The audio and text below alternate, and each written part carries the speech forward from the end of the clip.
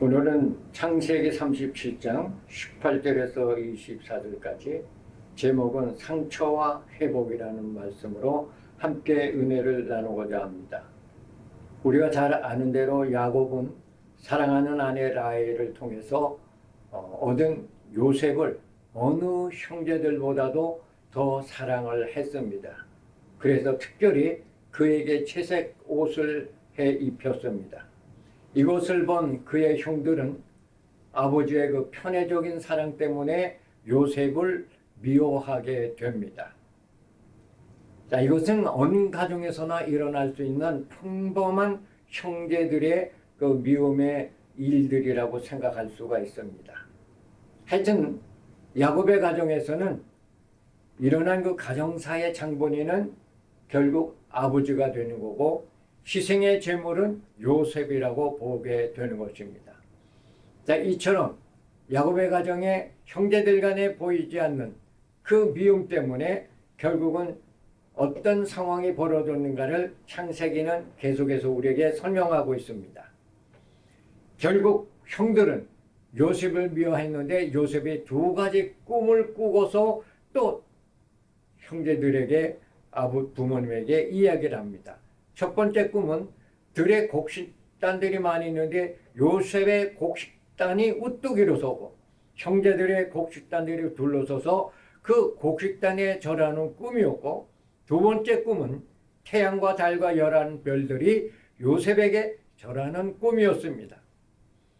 이 두 가지 꿈을 요셉이 형제들에게 부모에게 얘기하고 나니까 도대체 네가 뭐 우리를 다스린 지도자가 될 것이냐, 그렇게 하면서 결국은 요셉을 미워하게 됩니다.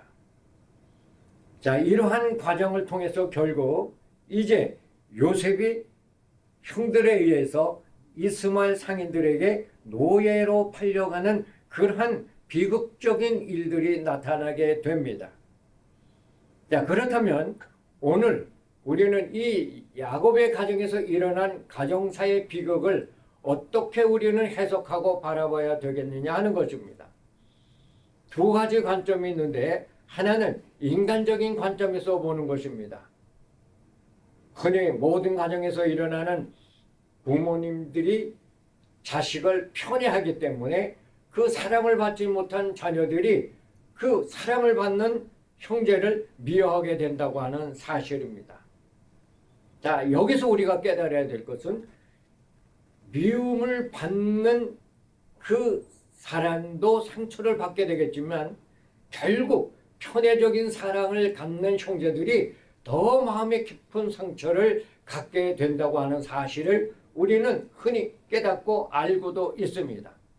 자, 그러면 요셉의 가정에서 이루어졌던 이 편애적인 사랑의 문제는 우리가 인간적인 관점에서만 보고 해석할 것이냐, 또 한 가지는 두 번째 관점에서 보는데 이것은 하나님의 구속사적인 입장에서 우리가 본다고 하는 것입니다. 그러니까 하나님 중심에서 이 사건을 바라보고자 하는 것입니다. 결국은 요셉이 애굽으로 팔려가게 되는 것은 그의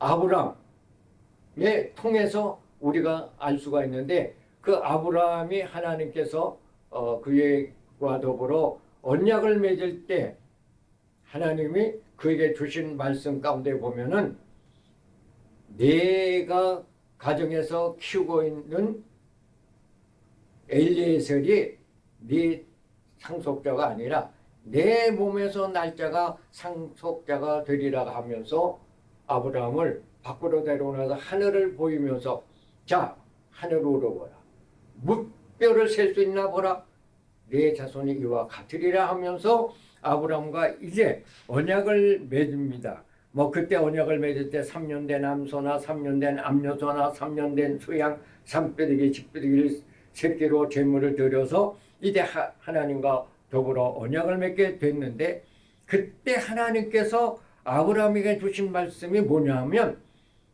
네 자손이 이방에 객이 되어 그들을 섬기겠고 그들은 400년 동안 네 자손을 괴롭히리라 했는데, 이 이방에 개교된다는 그 나라가 바로 애굽이라고 하는 것을 우리는 이미 아브라함을 통해서 깨닫게 됩니다.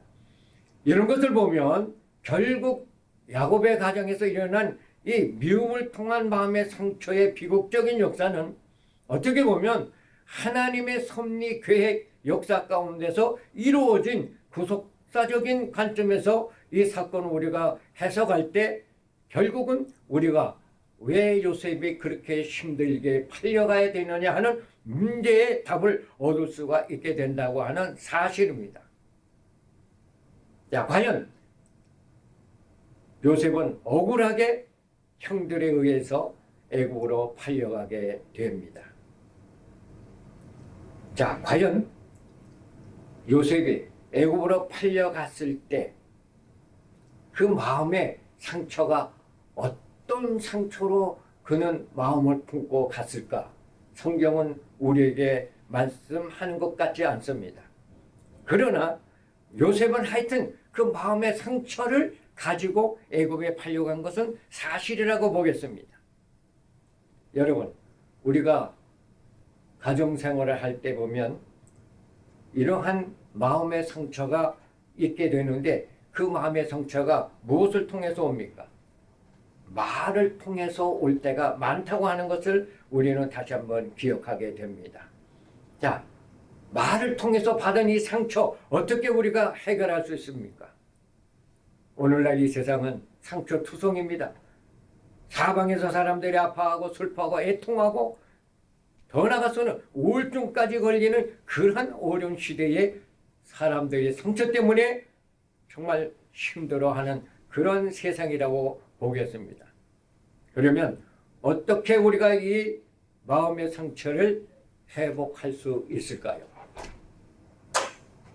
사람들은 그것을 어떻게 생각하는 거 아니? 나 그 상대방 이제 안 보면 돼. 이제 나는 그를 생각지도 않아. 무시해버리지. 이렇게 생각하는데도 불구하고 그대로 하면은 상처가 그대로 있다고 하는 사실입니다. 상처가 지워지지 않는다고 하는 말입니다. 그러면 우리는 마음의 상처를 어떻게 해결할까요?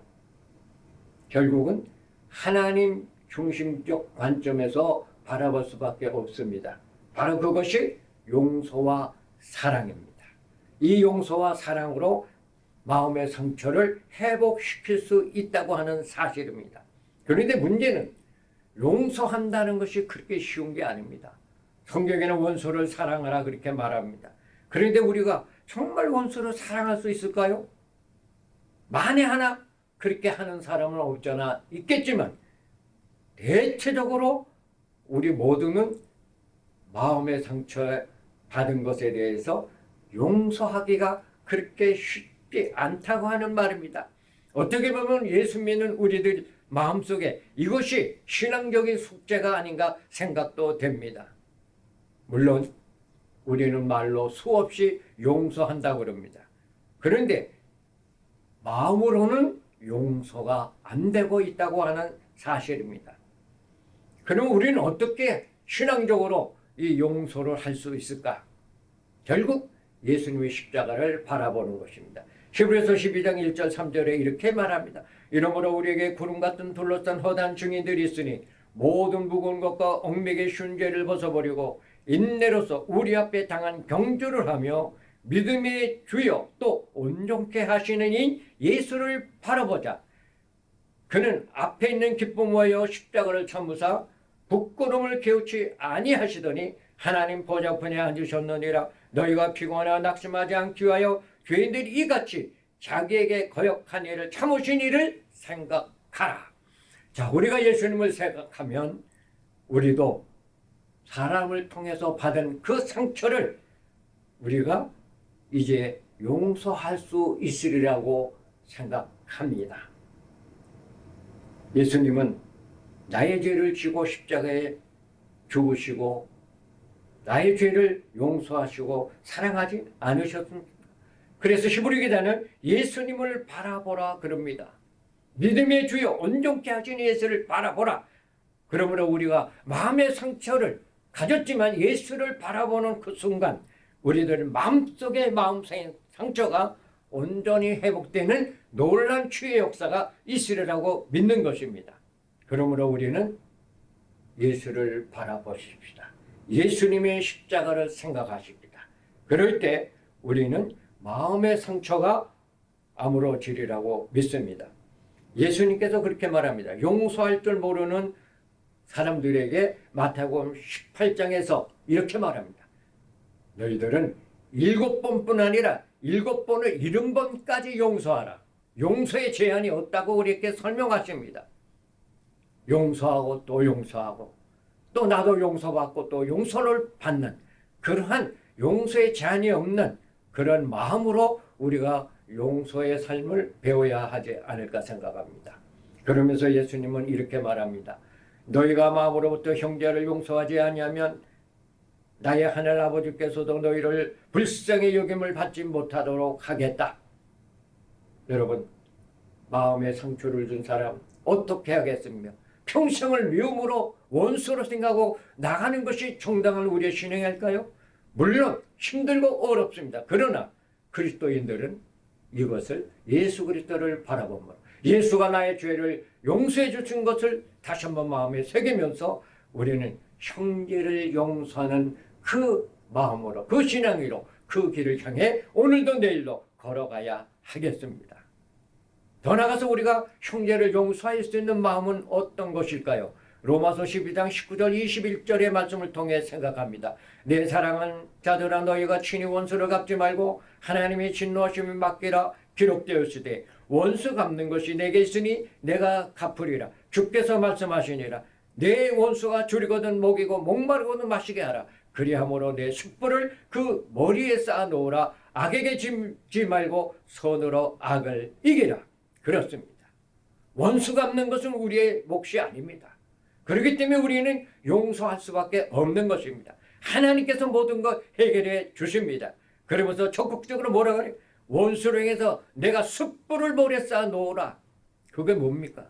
원수를 사랑하고 원수가 줄일 때 먹이고 음료수를 주고 사랑할 때 원수의 머리에 숯불을 쌓아 놓음으로 그가 다시금 자신의 잘못을 회개하고 주께로 나올 수 있다고 하는 사실입니다.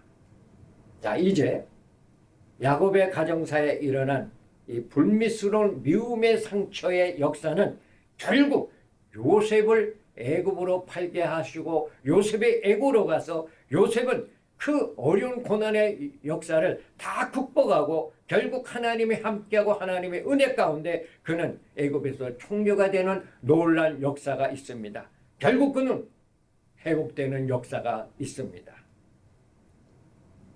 사랑하는 성도 여러분, 오늘 우리는 마음의 상처를 어떻게 해결할까요? 사람의 생각과 마음으로 결단으로 안 됩니다. 오로지 하나님의 구속사적인 신앙 안에서 해결할 수가 있습니다.